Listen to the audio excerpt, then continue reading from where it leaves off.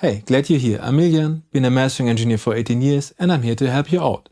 In my first episode, I'm going to explain how to prepare your files for mastering like a pro. I've got almost 2 decades of experience in vinyl mastering, surround sound, restoration, and of course mastering for any kind of digital format.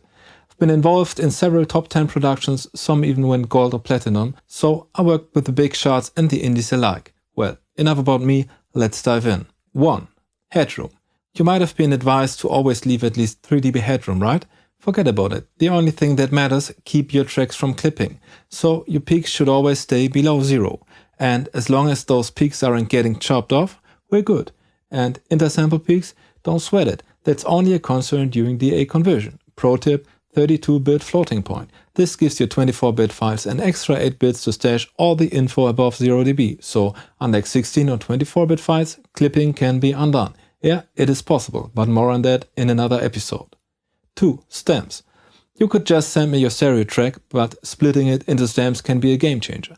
Vocals and instrumental separate, that gives me freedom to tweak things like de-essing or minor volume adjustments. At best, your stems sum up to exactly your mix in my DAW. Perfect starting point. 3. Bitrate. Send your files over in 24-bit or, like I said before, in 32-bit floating point.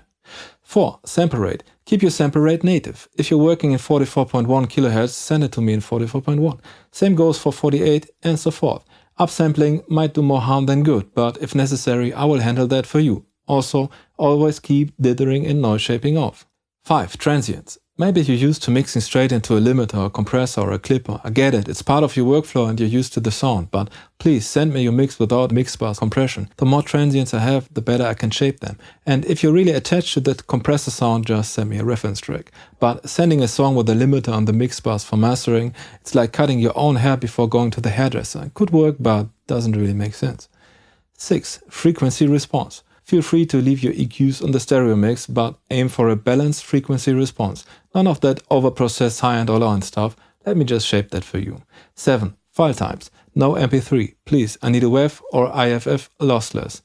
8. AI. You might be wondering how to prepare your tracks for mastering services that are based on AI. Honestly, it would be best not to bother. Sure, you could still use these tips, but remember, AI is still a long way from being a substitute to a real mastering engineer and his finesse. Well, I must admit, if you just want to make your tracks a little louder, you can use AI tools, and in the end, it may be your entry drug to the world of mastering.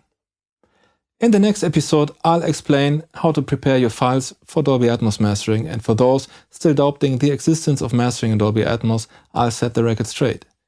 Well, that was the first episode of Milian's Crib. Hope you enjoyed it.